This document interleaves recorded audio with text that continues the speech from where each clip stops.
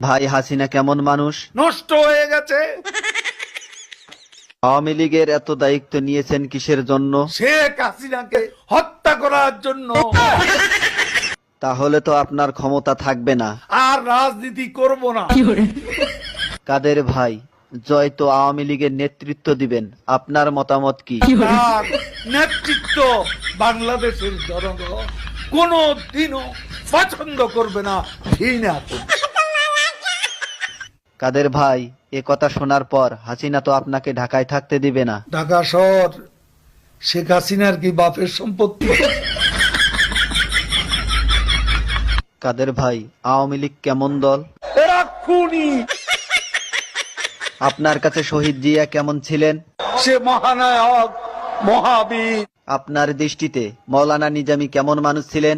এত সৎ মানুষ রাজনীতিতে এমন